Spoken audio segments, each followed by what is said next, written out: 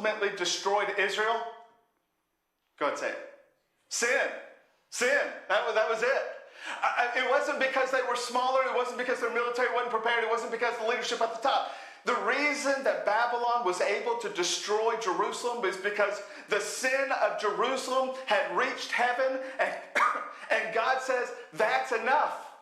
And he poured out the very sin and the wrath that they had accumulated and they had built up. And it reached heaven, and God says, it's enough. Now, do you know how I know that that's really the case? Because just a few years before Babylon destroyed, Assyria knocked on the door of Jerusalem. Okay? And they knocked on it with hundreds of thousands of soldiers. They should have been able to take care of it. But you know what actually happened in that one? King Hezekiah, Isaiah, and a group of men got together and they humbled themselves before God, and they said, God, we need you, or we are dead in the morning. And do you know what ended up happening there? An angel came over and killed 185,000 Assyrian soldiers in one night. All right? Because sin is the destruction of every nation, and humble revival, turning to God, is the success of every nation. And let me just throw this one out here. This one's free of charge.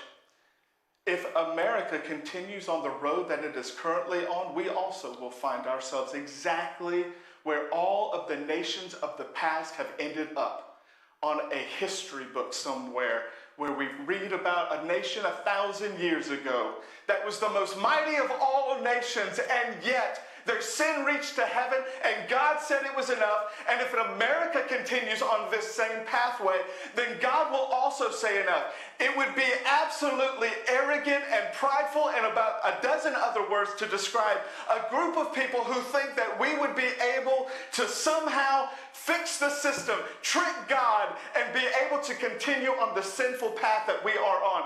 The only hope for our nation is a revival of such great and massive proportions that every single one of us, we go, God, we were wrong and you were right.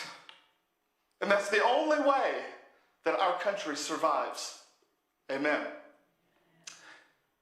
If my people who are called by my name will humble themselves and pray and seek my face and forgive, then I will forgive their sin, and then I will heal their land.